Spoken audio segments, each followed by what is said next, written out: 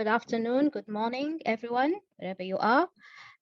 Today, we have our book launch series at Huma, and we all welcome you to this session. The title of the book we are going to discuss today is The Cost of Connection, How Data is Colonizing Human Life and Appropriating It for Capitalism, which is published by Stanford University Press. Our guest speakers today who are going to present the book for us is the first guest speaker is Professor Nick Caldry, who is a sociologist of media and culture. He is a professor of media communication and social theory at the London School of Economics, and he's also a political scientist. He previously was a faculty associate at Harvard's Berkman Klein Center for Internet and Society and a visiting professor at MIT. He is the author. He is also authored and edited 14 books, including the Mediated Construction of Reality and Media Society, World Social Theory and Digital Media Practices, and Why Voice Matters, and The Cost of Connection and Media, Why It Matters. Our second guest is Ulises Ulises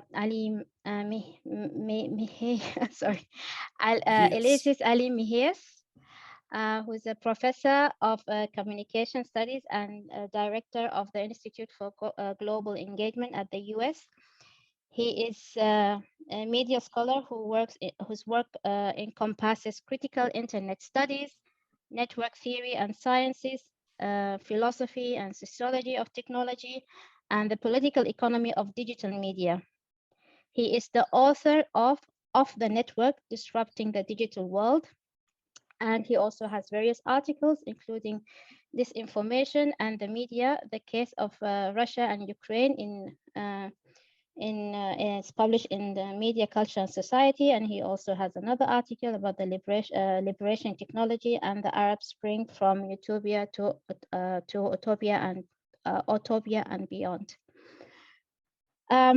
Today, unfortunately, our discussant is not here, but our colleague Mimi is going to act on the behalf of our discussant, who is Nanjera Samboli, she's a researcher, a policy analyst, and advocacy strategist interested in understanding unfolding impact and gendered implications of information and communication technology, adopting how this impact governance, media, entrepreneurship, culture, and etc.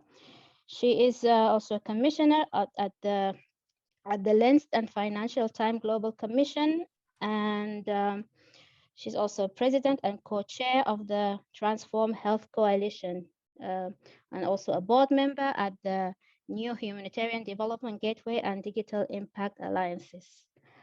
So yeah, without further ado, I don't know how it's going to be done, but I mean, I'm inviting you, and you have all the freedom to yeah, to do it. So yeah, please, yeah. Okay. So well, thank you very much, Azza, and thank you to you, Minelli and Divine, and everyone else who's invited us to do this talk and has organized the session. We're really delighted today to give you an introduction to the argument of our book, The Costs of Connection. The question that and also we're very sorry that Nanjira can't actually be here because she's sick today. That's a great shame, but we're certainly looking forward at least to giving some response to her excellent comments, which we saw just a few minutes before we got started.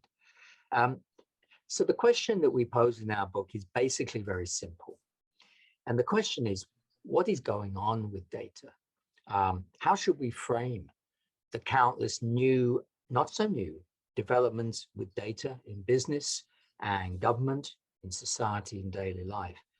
Developments for sure that have been massively accelerated by the living conditions under the global pandemic. Now, there are lots of ideas on the table about what's going on with data.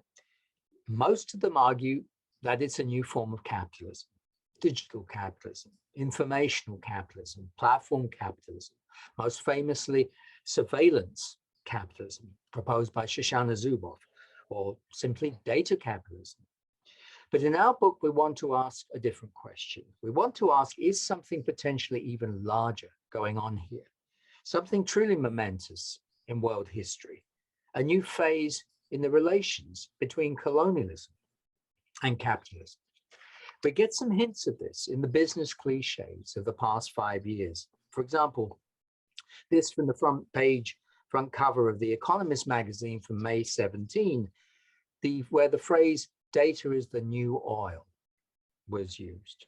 Oil, of course, being a typical colonial asset. So what do we make of this phrase? Is it just a harmless metaphor?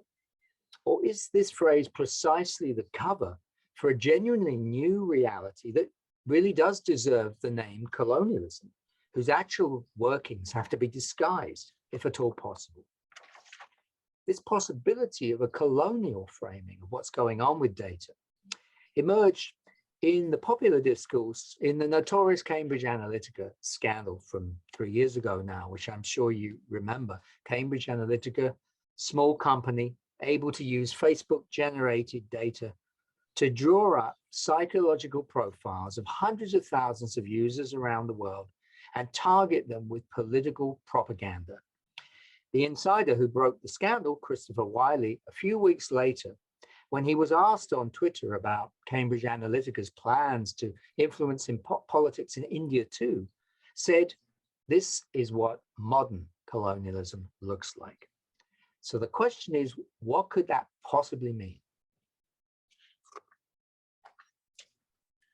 So a central point in our argument actually is that this is not a metaphor. We are not suggesting that this is what colonialism looks like. We are actually using the word colonialism, not metaphorically, not allegorically, but basically to describe an emerging reality. We are essentially talking about a new phase in the relations between colonialism and capitalism, what we call data colonialism. And this emerging phase, we are arguing, is preparing the ground for a new mode of capitalist production.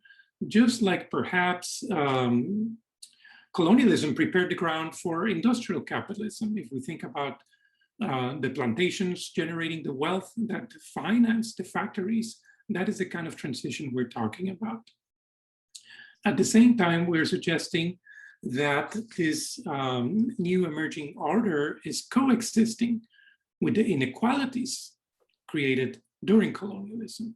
So the legacy of underdevelopment, of racism, of violence, that's still very much with us. So one key question, however, is whether we are talking about a one-to-one comparison. Because when we talk about colonialism, I think what comes to mind to most of us is the incredible violence and genocides that accompanied. Are we suggesting that we can expect to see the same level of physical violence at a global level? In short, no, we're not. We are not suggesting, or we're not making a one-to-one comparison, but we are saying that the impact of the social change is comparable. We're talking about different means, perhaps, but similar ends. So let me give you what is basically the official definition, if you will, of data colonialism that Nick and I use in our work. We say that data colonialism is an emerging order for the appropriation of human life so that data can be continuously extracted from it for profit. And in order to understand this definition, I think it's also crucial to understand the difference between colonialism and coloniality. This latter term being developed by the Peruvian sociologist Aníbal Quijano. And to summarize his very complex argument, I would just say that for him, his point was that, yes, if we say that colonialism is over, and of course it depends who you ask, if in fact colonialism is over, maybe if we're talking to our friends from Puerto Rico or Palestine or certain parts of Africa, they would argue that colonialism is not over. But Quijano's point was that even if we agree that colonialism is over, colonies got their independence, the legacy of colonialism continues to be with us, and continues to shape our, power relations, race relations, even the way we construct knowledge. I think we all agree are still being shaped by the legacy of colonialism. So we are saying that there are important differences between historic colonialism and data colonialism. There are differences in terms of the modes, the intensities, the scales, the context. Those are very different.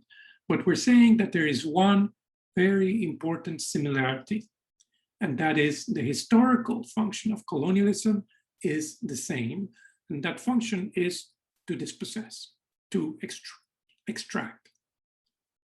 The old colonialism grabbed land. The new one grabs us, our social lives, through this new medium of digital data.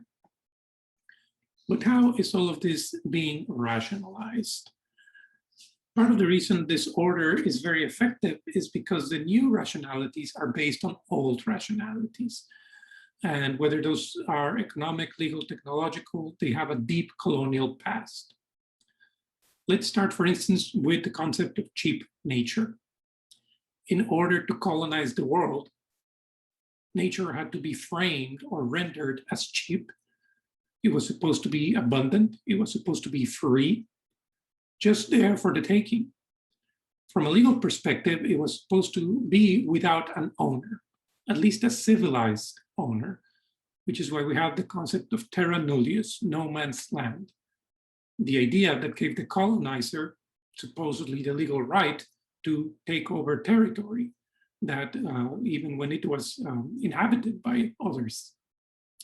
From cheap nature, we move to cheap labor. The next concept in this progression. In colonialism, some human beings, and this was mostly determined by race, were meant to provide the labor required to transform nature into wealth. And that way, exploitation and abuse were framed by the colonizers basically as social progress, as something that was for the good of humanity. So if we follow this progression from cheap nature to cheap labor, now obviously we have something that we can refer to as cheap data.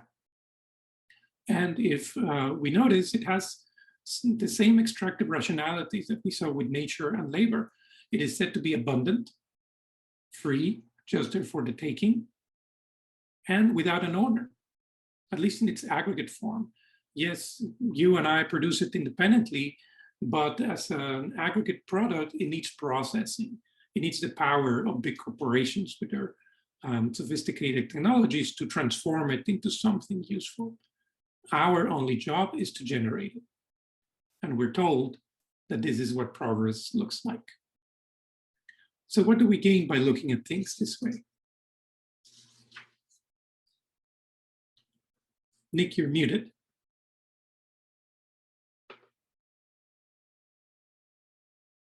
Or perhaps someone needs to unmute you. There you go. Yes. Now I can speak. Sorry about that. We realize that it's unsettling, maybe, certainly puzzling to compare what's going on with data, for example, in Silicon Valley,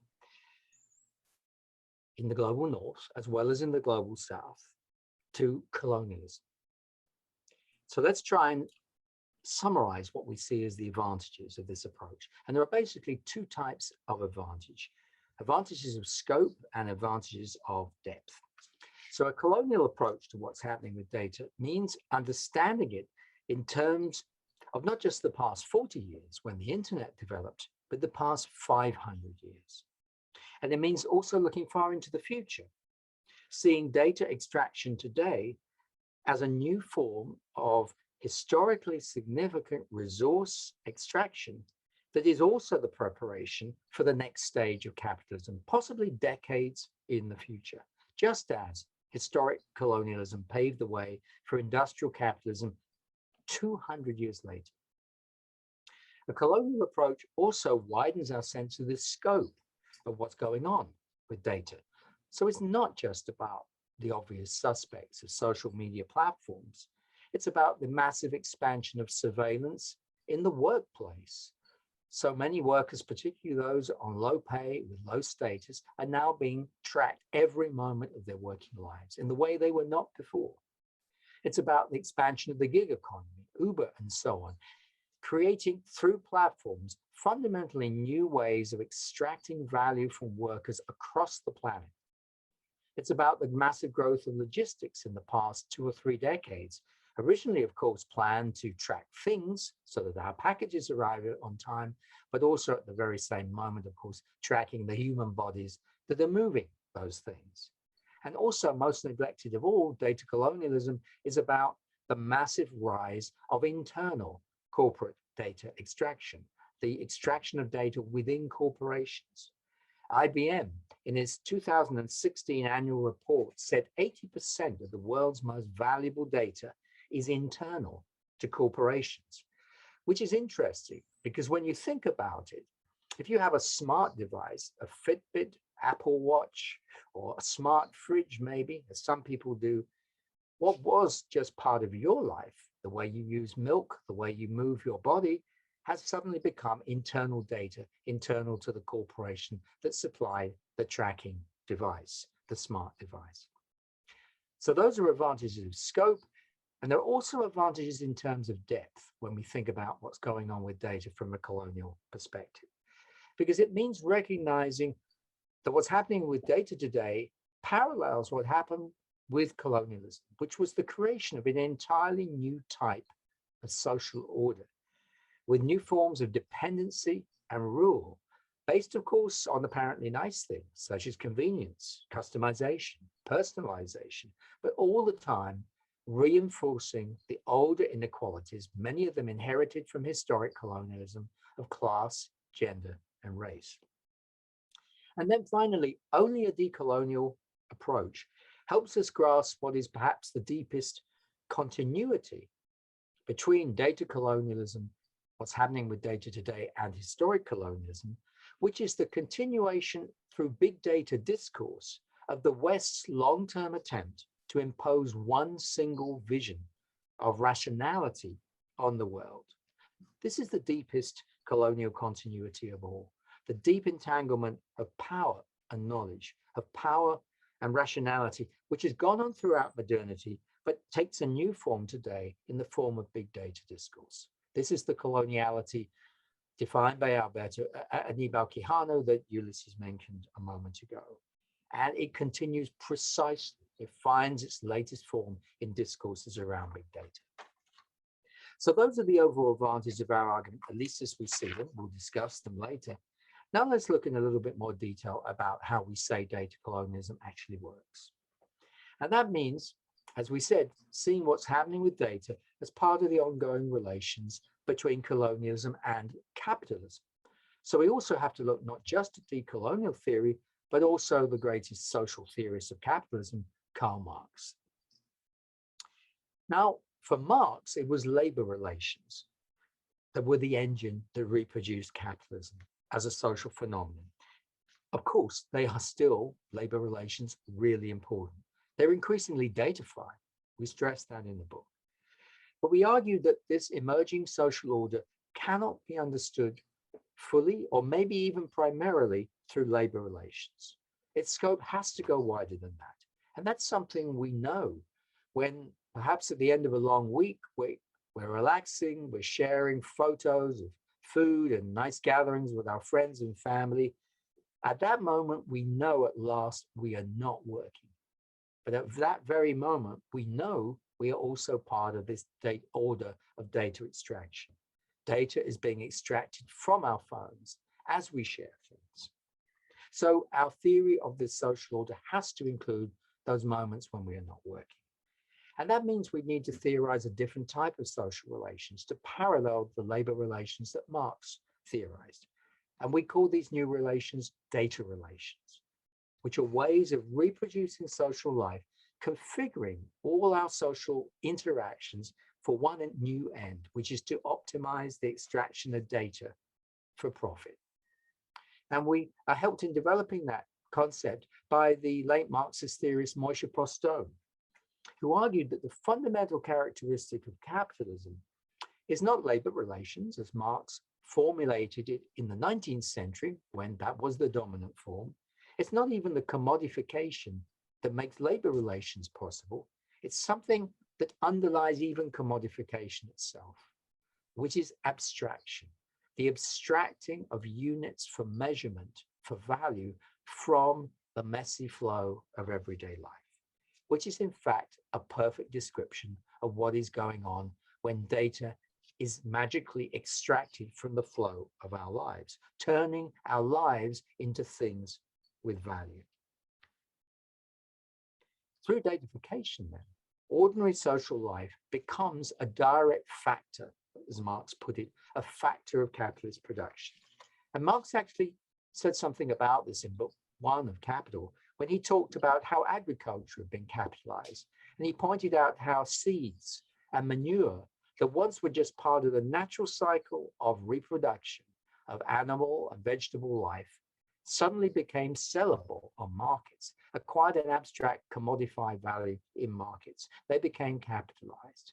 And so too, we argue, with the stuff of our lives, meaning that human life is now potentially being annexed directly to capitalism through continuous monitoring, through continuous influence by marketers, for example, in a way that actually threatens what we call the space of the self, the very basis, the material possibility of each of us being a free human being. But all of this happening, it's important to stress, in ways that, because of the ongoing legacy of historic colonialism, hurt most those who are already economically and socially disadvantaged.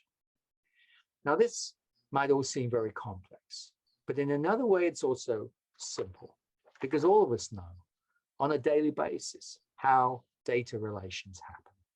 Every time we accept the terms and conditions of an app on our phone or a platform, or we buy perhaps a smart device of some sort, every time we do that, we fall back into the spiral of data relations. And we usually do so quite peacefully. And that leads to a crucial point at which Ulises has already hinted. Now, surely you might be thinking at this point, this must be the big difference between historic colonialism and this thing that Ulises and I are calling data colonialism. Where is the brutal physical violence, you may be asking? How can this be colonialism? But then this is the crucial point. Remember that historic colonialism was built upon no prior social relations whatsoever. When the conquistadors came to take the gold of the Americas, they had only two choices: brutal physical violence or deception. And of course, they used both to grab the gold. But today's new mode of colonialism is happening at a different moment of history. Data colonialism can build on 2 centuries of all of us everywhere in the world getting used to capitalist social relations. So now all it takes is just a tweak in the background legal relations that govern the operations of our phones. And that's enough to change how each of us relates to the stuff of our lives. No physical violence strictly necessary anymore. So let's talk a little bit about this coloniality of data relations, because in the book, what we do is try to set up transhistorical comparisons using the past to understand the present. And we organize these comparisons using what's called the 4X model. And this is a model that's actually used in strategy video games. Those 4 X's consist of explore, expand, exploit, and exterminate. Those are the strategies you employ, for instance, when you play a video game like the one you see in the background here, which is part of Sid Meier's Civilization series. This is Colonialism, the video game. In this game, you can play the British, the Spanish, the French, and the Dutch, I believe. And your goal is to go around the world colonizing it. Of course, the territories, the native inhabitants of those lands are controlled by the computer. They're not fully sentient beings. And so you go around exploring, applying these 4 strategies. And we use these to organize our comparisons in the book. We don't have time to go through each one of them, so I'll just focus briefly on two. Let's start with Explore. And here, what I want to do is just compare two documents, two historical documents. The first one is Google Chrome's Terms of Service. When you install Google Chrome, this is what you agree to. And in case you, like most of us, haven't read it, here's what it says in part. When you install Chrome, you, quote, give Google a perpetual, irrevocable, worldwide, royalty-free, and non-exclusive license to reproduce, adapt, modify, translate, publish, publicly perform, publicly display, and distribute any content which you submit, post, or display on or through the services. In other words, we surrender a lot just by installing this tool that most of you use on a daily basis. I want to compare this to a much older document called the Requerimiento, which in Spanish translates to the demand or the requirement. This is a document that was read by Spanish conquistadors as they arrived to pillage and plunder new villages in the New World. Sometimes they would arrive in the middle of the night under cover of darkness, and they would proceed to stand well outside the village before entering it and read this document in Spanish to a population that obviously did not speak the language.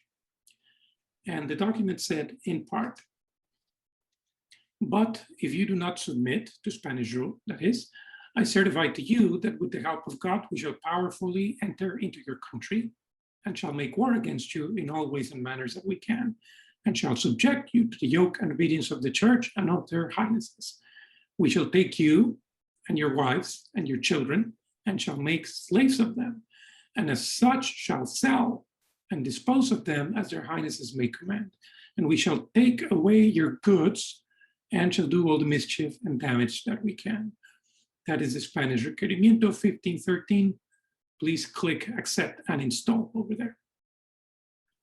Now, our point is not that what happened after the Requerimiento was read is exactly the same thing that happens after we install Google Chrome. But here we're just calling attention to this use of misleading and abstract language that nobody understands to initiate or to implement this trick of dispossession that before we realize it is too late. I want to just briefly touch on exterminate before we conclude with some words of advice. But I think just want to go back one more time to this point about violence, because extermination is very much part of this new colonial order. It operates at two different levels. We have a symbolic level, because what data colonialism exterminates are alternative forms of thinking and of being. Colonialism, as we know very well, colonizes the mind, first of all. But violence at a physical level also continues. So data colonialism extends the legacy of racist, sexist, environmental, and class violence. Just one quick example. This study that was conducted recently in the United States, where it was found that an algorithm used by hospital and insurance companies in the United States that was meant to identify patients to receive extra health care, the algorithm turned out to be racist, which means it was suggesting extended care for white patients, but not for Black patients. And this was an algorithm that was used by millions of African-American patients in the United States. So the violence in that case is very concrete. In any event, let us conclude then with some thoughts about how we can resist, how we can even begin to decolonize data given these very deep historical roots. We begin by pointing out that because this is a problem that has been going on for 500 years, one-track approaches are not going to work. So yes, it's important to regulate industries. It might even be effective to opt out of specific platforms like Facebook. But at the end of the day, by themselves, those strategies are not going to work. We need to engage in a broader reclaiming of colonized space and time, we argue. in order to, in essence, protect the space of the self.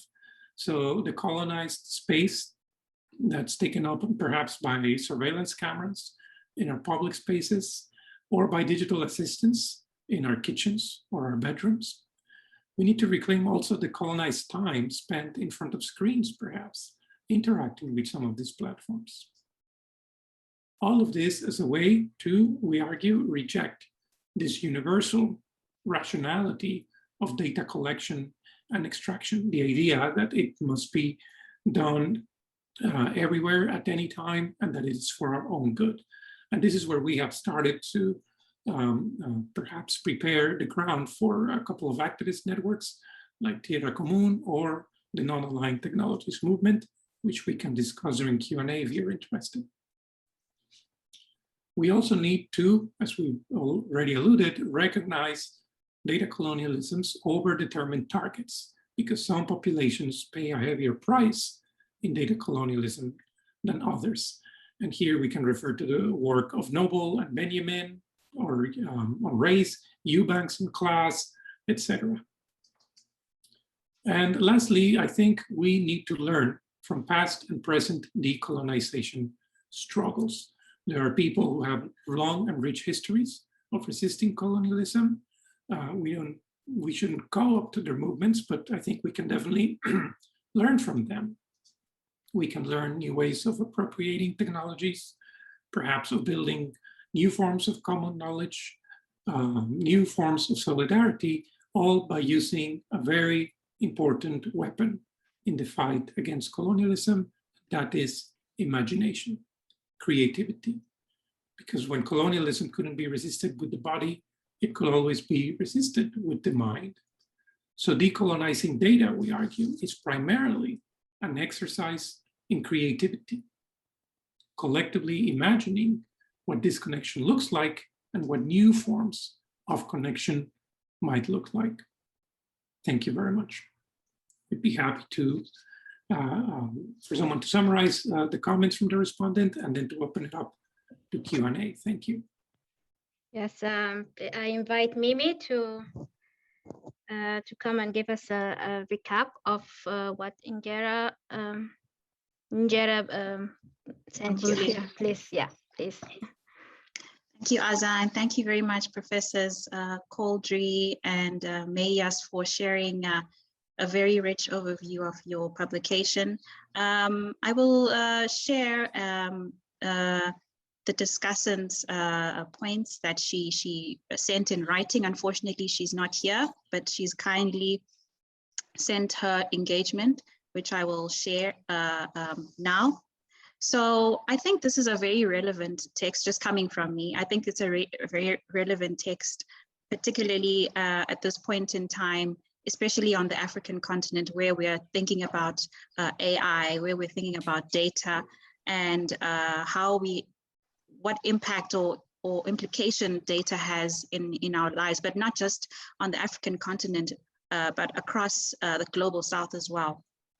So the points that Nanjira shared, she says that understanding data relations through the lens of historical colonialism brings up the question of whether data colonialism is a universally applicable reference to all subjected to data extraction.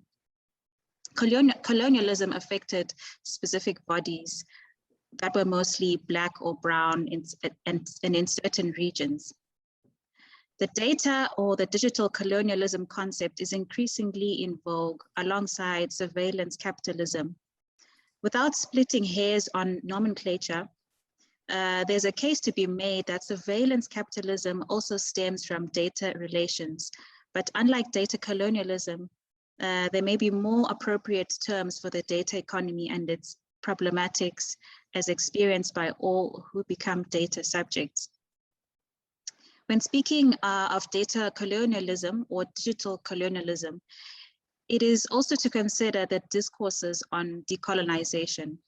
And she shares a quote by Dr. Duncan Omanga, who points out, in quotes, through decolonization, we must deal with the human question, the ontological question, the patriarchal question, the power question, the racial question, the corporal the corporatization question, all of these which are part of a parcel of the baggage of colonialism. The point here is not to dismiss data colonialism, as it is indeed a potent issue. Rather, we must be clear about the coloniality as it applies to the history of colonialism and the agents versus the subjects therein. She's not sure whether it is entirely correct to frame data colonialism as a new form of colonialism, as that then complicates the very continuation of historic colonial forms linking territories and bodies to the data that is leading to its advancements today. There are distinct continuities of colonialism, she says, with data colonialism being much the same as historical territorial colonialism, just enacted through digital tools and the usurping of data, our datafication of our bodies and territories. Here, she thinks that there's a push towards datafication of genetic data, for example. She poses the question actually, this is not a question, it's a statement, sorry. How this is done presently with majority data sets being Caucasian and the growing push to capture African genetic data sets does have differences, if subtle ones, underpinned by age-old power dynamics. Our genomic data, she says, is already being treated to geopolitical dynamics. For example, China versus the US notably, which is another layer to how genetic data for scientific research is already being practiced, say, in the Western world. She quotes from an article titled "How Unlocking the Secrets of African DNA Could Change the World for a Glimpse," saying that the long history of Africa's exploitation is a distinct feature for the datafication of our genetic material, ! Another notable example is in the data lending sector, whereby key startups in this domain practicing in the South are northern or eastern players situating themselves in our markets and practicing extractive models whose social outcomes are a new kind of data colonialism. From the shaming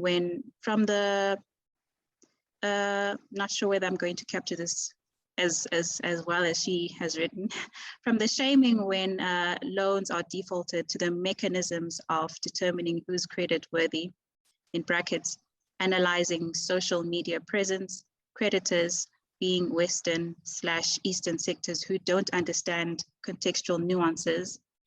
These are the colonialism trends in digitalization for which this terminology should be employed. She makes reference to Boston's review titled "Perpetual Debt in the Silicon Savannah" and the rest of the world's "This lending app shames when you are late on loan payments." I think these are some publications. Boston's review is termed "Perpetual Debt in the Silicon Savannah," and the other article is "The Lending App Okash shames you when you are late on loan payment." She then closes to say, "I haven't known the latter practice, for example, playing out when the lendees are Western subjects, specifically those who are non-Black or non-brown. In the North-South, East-West divisions, there is still matter. The matter in the same way. There is. Apologies. I'm trying to understand her writing. I think she just wrote as an abbreviation. So in the North-South and East-West divisions, there is still a matter in the same way that is just as digitalizing. We need to maintain the nomenclature like data colonialism to situate this fact. colonialism is a continuation of historical colonialism, not merely analogous to it, but it's also tendential. Sorry about that, I couldn't read the text. But this is the summary that Nanjira sent over to us, and I just would like to comment briefly on the publication itself. I think that the points that were discussed are very critical, and I especially like the ways that you have articulated data relations as something that is reproducing social life. And I really resonate with the technology hegemony that you unpack, and the surveillance capitalism that you speak about. And I think this conversation goes beyond just the data conversation or the intangible data or the AI. I think technology hegemony transcends even to the infrastructure itself that holds the data itself. You know, the photonics industry, the semiconductor industry, all of which you see there's technological hegemony, and those in charge, or the companies that are in charge of producing this technology, seem to be very much they have a huge hegemony in the global north or the Western world. And we see the geopolitics playing between especially China and the US in the semiconductor world. And it does, I think, have some implications on how data, not just data, will be the state of data colonization, but also it will determine the extent to which devices are consumed or accessed by those in the global south versus those in the global north. So I think for me that conversation transcends to the actual physical technologies that we see playing out, the technology hegemony playing out in hardware technology. Do you have any comments or feedback on that? Yes, and actually we do want to also hear from the audience, but Nick, do you want to offer a quick response to those comments? We very much agree with the points you've just made, Minelli, about there are many layers to data colonialism. It's not just the data itself, it's the infrastructures that make the extraction possible, and then the underlying infrastructures that make those infrastructures possible, and of course the extraction of the minerals from the ground. Absolutely. Lithium for the batteries, the stuff that makes the servers. There's a massive environmental aspect of this too, which we didn't have time to get into, and that's a deep continuity with colonialism. So we totally agree on that. I mean, Nanjira makes very, very important points, and there's actually a lot of common ground between what we're saying. I think in that we certainly agree that data colonialism isn't something that suddenly emerged from the sky, completely separate from historical colonialism. There are lots of continuities. Facebook couldn't do what it does without the benefits of historic colonialism. But what we're trying to get across is that if you go back to the very roots of colonialism, when it started 500 years ago, and think of that as a world historical event, which changed human history forever, because single, not particularly successful countries in Europe suddenly had the world's resources at their command, which they allied to various racists and other discourses to justify them grabbing the resources. That changed world history. And we're suggesting that we're now at an equally important epochal turning point when world history will be changed again with a new type of resource is going to be grabbed, which is us, human beings, and perhaps the biggest prize of all. But of course, we're not saying that's happening without the influence of the historic colonialism. That goes on, and that's why we use this connective concept of coloniality. And just one final thing, it's a sad point, but Nanjira asks whether this manipulation and violence against people in the area of debt is happening in the West against people who are white. Well, in fact, sadly, there is plenty of evidence that it is. And Marion Foucault's written about this, and Virginia Eubanks in her work on the exploitation of white working class people, again through data and algorithms in the United States. There's plenty of evidence there are general patterns here, even though, of course, there are also massive inequalities. So it's those general patterns that we're trying to point to, alongside emphasizing that the inequalities are not going away. They're continuing too. We've got to look at both levels, though, to see the full complexity of the picture.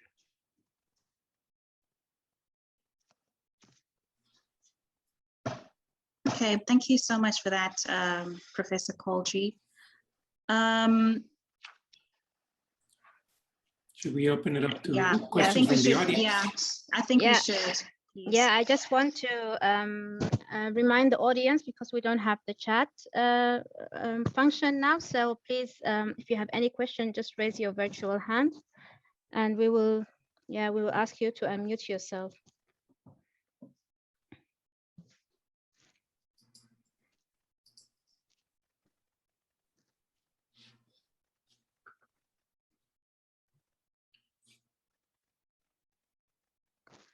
Yeah, we have Hannah. Hannah, could you please unmute yourself? Yeah. Hello, can you hear me? Yes. Yes. I just want to start by saying that I read your book a couple months ago, and I really enjoyed it. I found it to be very interesting and enlightening. I especially liked how you so clearly explained how it's intertwining of the extraction processes of colonialism, the imperatives of capitalism, and your suggestions for rejecting these ideals, like especially that of scenefulness and paying attention to the scenes. So I ended up going back to Janet Fratesi's discussion of scenefulness, which you point to, and I'm using that concept in my own research on tech companies making apps in South Africa. So my question is I wonder how the concept of data colonialism, which you mostly explore in terms of big multinational companies like Google in the global north, how would that be amended if the focus moved to smaller tech companies in the global south?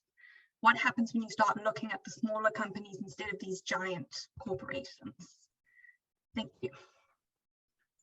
Thank you, Hannah. Yes, and actually in the book, what we do is try to set up, instead of just focusing on the big corporations, GAFA, Google, Apple, Facebook, and Amazon, we also didn't want to just use generic terms like Silicon Valley or internet companies. So we talk about the a social quantification sector, which can encompass both the big players, and by the way, not just in the West, but also in China, because we do see data colonialism as having two poles, the United States and China, where we find actually also enormous corporations engaged in doing many of the same things their counterparts in the West are doing. But we use that term, the social quantification sector, to also suggest that it's not just those big ones. Those big ones are important.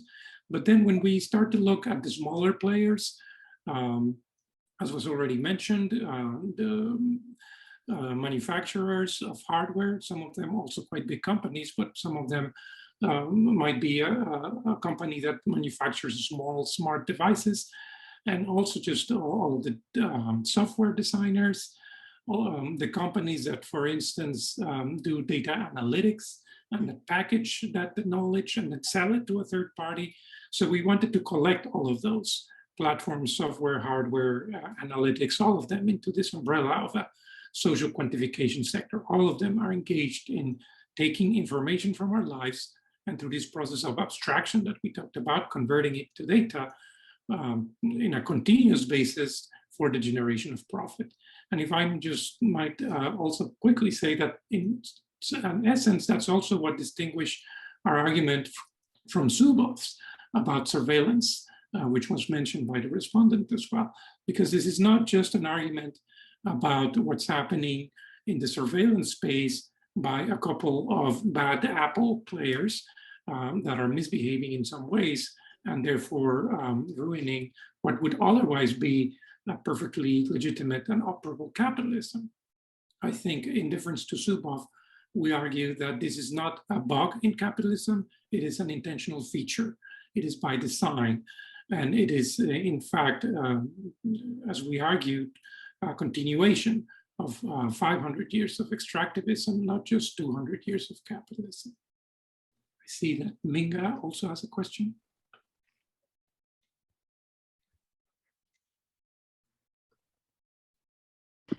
Yes, thank you so much for unmuting me. I really enjoyed the presentation, and it's quite provocative, this presentation, because it's exactly what we're living today, you know, but we are living in the world where we are so entangled. And I think what you're trying to explain here is that, you know, what is other alternative we can use in order for us to untangle ourselves. I'm quite happy because colonialism could not exist or cannot exist if there's no dispossession. And I could see you really mention that well, you know, in your presentation. There need to be a dispossession, you know, and we are being dispossessed. And the kind of dispossession is not material dispossession. Now it's becoming more of a mental dispossession where we become so attracted to all these devices. You know, I can give my personal example of like this morning, I got an announcement on Google account where it says you need to update for your security. And yesterday I got another announcement from the bank saying that, you know, these are the new feature that you should update your in terms of security. Now, my point is, how do we untangle ourselves? Because you point in one of your slides saying that, you know, we should decline. Now, when you decline, let's say I'm using this device, which is can be an Apple or can be a Samsung or can be whichever device that I'm using, then you realize that you find yourself behind everybody because the technology that we used before cannot work today because of this manipulation of data and also manipulation of what you just put forward here, the Facebook stories where you're searching for something. I've seen that more often in my Facebook account where I'm looking at something out of the blue, it become a trend on my Facebook account, you know. So now how do we navigate that, you know, in this world? How do we untangle ourselves without being left behind? Thank you. Well, I think that's a very eloquent point, and it really gets to the core of the issue. So thank you for that. And perhaps we both want to respond to this. Let me start. I think we think one of the strengths of seeing what's going on with data is not just a few bad things done by a few bad corporations, but literally a whole new social order, a whole way of governing human beings everywhere. Because Facebook is pretty interested in North American consumers as well, and it's been governing them too. That means that it's not easy for any individual to step outside it. In fact, it's not possible. This has to be a collective struggle. And that's where we draw strength in the book from previous struggles against colonialism. And a writer we quote twice is the First Nation activist Leanne Simpson from North America, who in one of her books argues that in the end, the core of colonialism isn't necessarily the racism and violence, it's the act of dispossession, as you just said, Minga. It's the taking of the land, or now we would say the taking of human life. So it just becomes an input to corporate life, corporate assets. It's an astonishing thing going on. And we were very interested after the book came out to discover Akil Mbembe's, one of his recent books, Critique of Black Reason, where towards the beginning, albeit in a condensed way, he says something quite similar. He says that this dispossession, which was once explicitly focused in relation to race victims of historical colonialism is now becoming generalized because human life is being taken and converted into data. We only discovered that after we published the book. And we hope at some point to a dialogue with Iku and Bembe, because that's exactly the way we see it too. Yeah, and if I might just add quickly, and I know we're running out of time, but if the organizers are open to this, we can stay a few minutes after the hour if there are more questions. But I did want to respond, Minga, because that's a very good point. And maybe because as someone from the global south, I allow myself a little bit more pessimism than usual, because I see also the critical opportunities for it. I think to begin with, I would tell you that in some ways you're right, it's too late. We have already agreed to the terms of service, and we're already entangled, as you said, in these systems. So I can't give up my Google, I can't give up my online banking, so I can't decline. So that's the bad news, that also we are participants. I think when we talk about colonialism, it might come across as saying that we're victims, we're passive victims, and we're not. We're active participants in this colonial order by using this tool that we're talking about. But the good news, if the bad news is that it's too late, the good news is that it's never too late, really. And especially when we talk about colonialism, we have to adopt a long temporal perspective, because these are not things that we're going to solve just by giving up Facebook. I think, as always, when it comes to decolonization, we're talking about starting a cultural movement. We're talking about an educational movement, so that we can train the next generation of software developers, of AI scientists, that they need to have these issues in mind when they work. So decolonization is an ongoing process. In 500 years, we haven't completed that project, and we will probably continue to have to struggle. But there's always, I think, those elements of cultural interventions, educational interventions that we can do a lot with.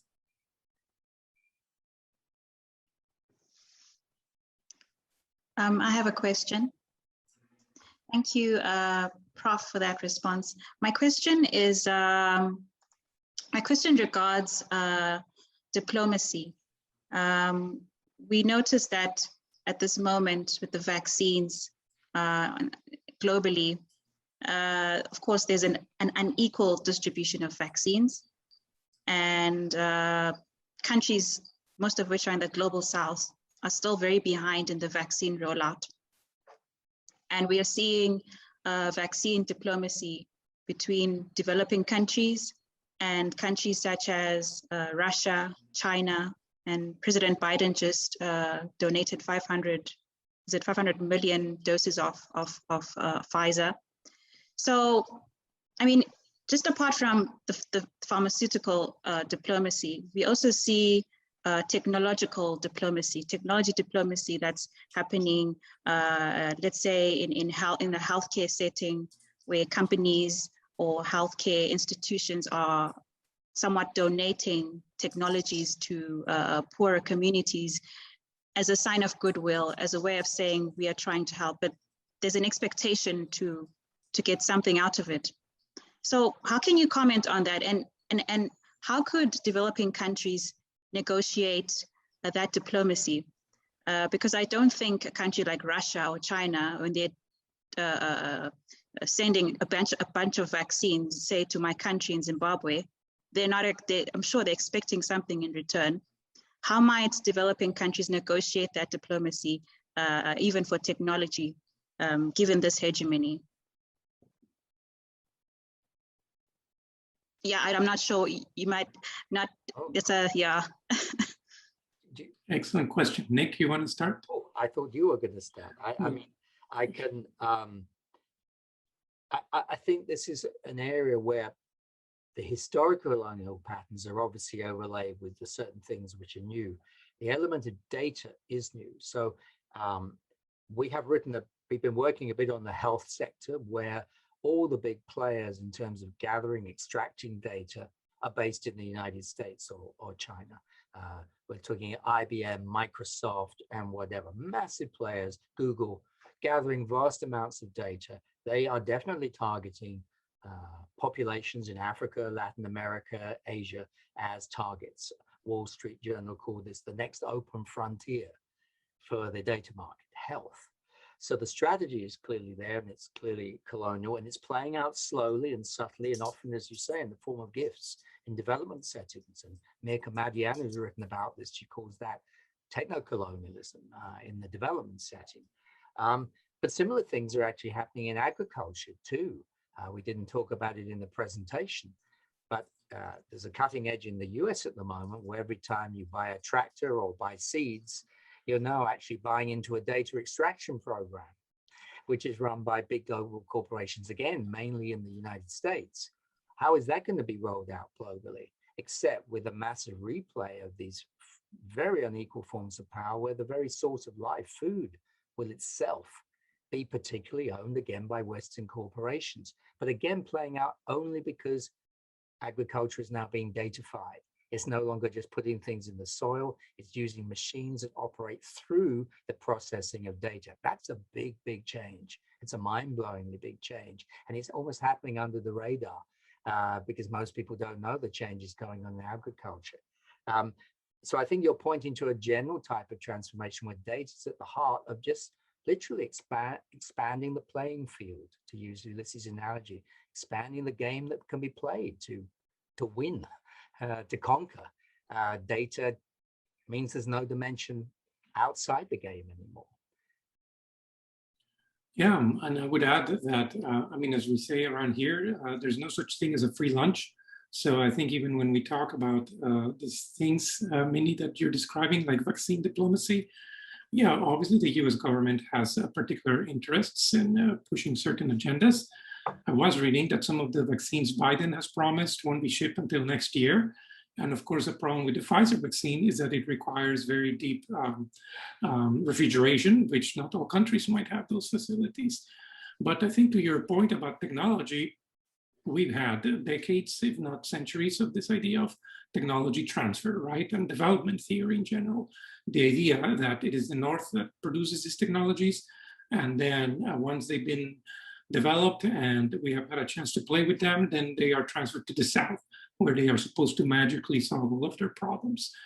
And here I guess, want to go back to the idea I mentioned briefly about the non-aligned technologies movement, which we're trying to launch, which you can find at nonalignedtech.net, and which is based also on the original non-aligned movement in the post-Cold War, where many nations, including, I believe, all African nations, decided to come together and say, thank you very much, but we don't want to accept the gifts of capitalism, and we don't want to also accept the gifts of communism. We need to find a third space. We need to find a way of our own. And since then, you know, these countries from the global South have been trying to do that. Granted, that was a proposal that was very much state-based. I do think we need change from civil society. And so that's what we're trying to do with the non-aligned technologies movement, to say no, on the one hand, to Silicon Valley, say we don't agree with this model of profit at all costs, but also we don't agree with the model from the Chinese Communist Party, which is control at all costs and using the same technological platforms to achieve those ends. I think we must and we need to find a space of our own. Thank you. I'm not sure if the other question, yeah, I'm trying to. Yes, Olerato. and yeah, okay. Olerato? Yeah, I ask you to unmute. Hi, Yes, everyone. please. Hello. Thank you so much for your talk. I'm very interested in the notion of data colonialism, especially as it applies to the South. So this is partly like, I'd say, a comment that warrants a comment as well from you. But I was quite struck by the use of the word colonialism, especially in terms of the immediate subject of the body of the South, in that, firstly, in a lot of ways, as walking beings, we are forms of data, right? We are forms of information. We carry information with us. That's part of like kind of existing in the world that we do. And I'm very like interested in how the use of colonialism, especially to the direct subject in the data context, really does kind of employ this notion of extractivism. It basically employs this notion of control over a territory, which is the South, right? That the, the corporates would be, I'd say these conglomerates would want to have over the South. And I'm very interested about the, I guess, your views on the moral kind of like implications of this, especially in the sphere of the South, right? The moral implications of this, particularly considering how this form of extraction is framed as an exchange, firstly. And I think that that's quite a very important thing to consider, in that when we opt into these things, we are led to believe that we are opting into a free service, firstly, right? Which has as a cost, however minor or however big, it's just that they're going to use some of the data that you kind of have, right? Your movements, they're going to track, etc. So I'm quite interested in that aspect of the idea that this is a free market exchange, and how that kind of really seems to be morphed or concealing a very dubious activity, which is much more like aligned to the colonial extractivist idea that you're referring to. Yeah, I think that might be all from my side. I just had another point. In that again, I think with the other points about really the ability to opt out of this form of like colonialism, it seems like the biggest concern for me is that the moral onus with a lot of the colonial movements, the moral onus always falls on the colonial subject, right? And I worry that the way we kind of speaking about how to avoid this really kind of speaks to the colonial subject somewhat removing themselves from the experience of being a data subject, so to speak. So I'm wondering how we can even reimagine ways upon which we can move the onus of action of decoloniality from the subject to the offender, the perpetrator of this colonialism, right? So I think those were two of my questions or comments, really. Thank you. Nick, maybe you can address the first part, which is about the South, and then I can do the one on the subjectivity. Well, I was going to suggest the other. I could actually do subjectivity. Well, I thought maybe as far as the space of the South, maybe we can talk a little bit about the chapter on Hegel or. Oh, yeah. Yeah.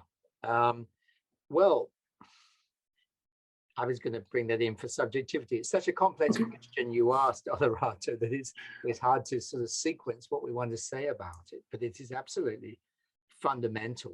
The first thing I'd say is that, and this is a really big difference between us and Zuboff as we see it with the theory of surveillance capitalism, and equally a difference from those who want to adapt surveillance capitalism, if you like, as a sort of ready-made critique.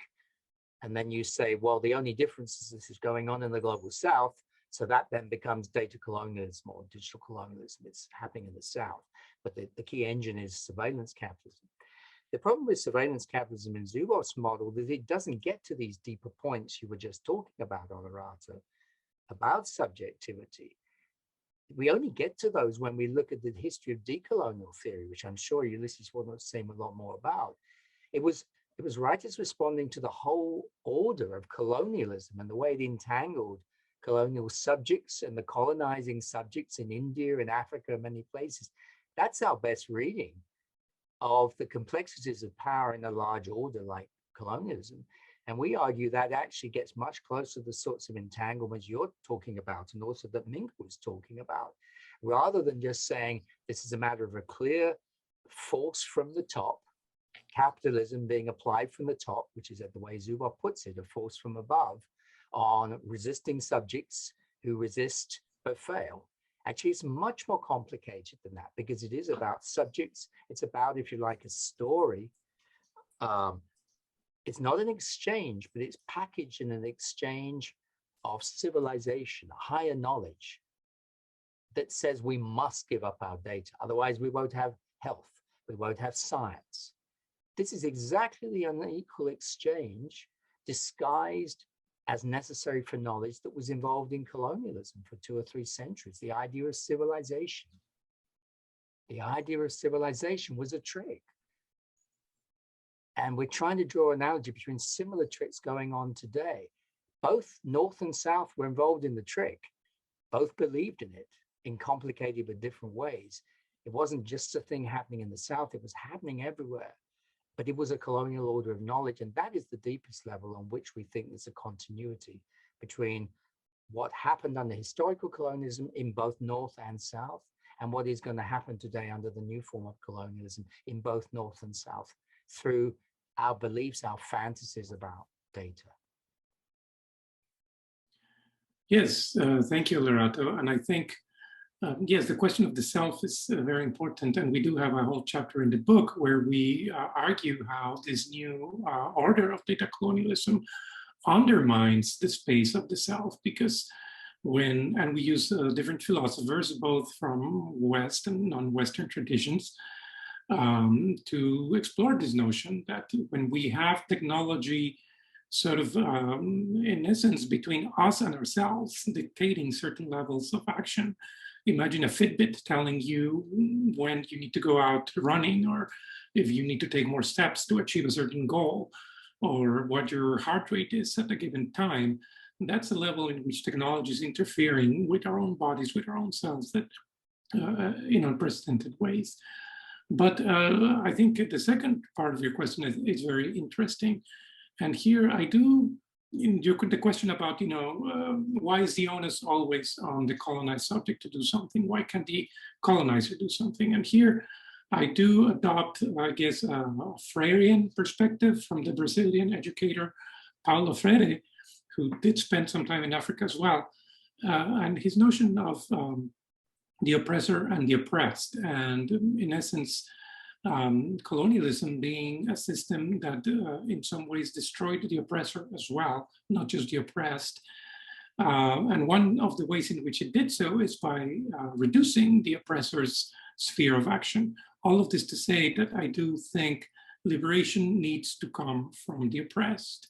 I don't think we can look to the oppressors, to Google and Facebook, to suddenly reconfigure themselves, to stop extracting or to stop doing business the way they do business. I think at the end of the day, the opportunities for liberation must come from us and from civil society. So that's just one perspective. Thank you. Well, I know we're definitely out of time now. So I don't know if yes. Yes, I don't see any hands raised up. So I think we could conclude. And I want to thank you very much, Professor Caldry and Professor Mejias. And I'm very sorry for not pronouncing your name correctly, because I had 3 languages in my head going through trying to pronounce your name. So yeah, so apologies for that. Thank you very much, Minella, for the intervention. And we also thank our discussant, and Injera, who is not here with us, but we thank her for all the very interesting comments she raised. And next week, we are going to also have another book. We're going to have a book launch next week, and it is Global Capital's 21st Century Repositioning. So that's our book for next week, which is on the 21st of June. And yes, so thank you, everyone. Thank you. Thank you very much. Yeah. Bye-bye. Bye.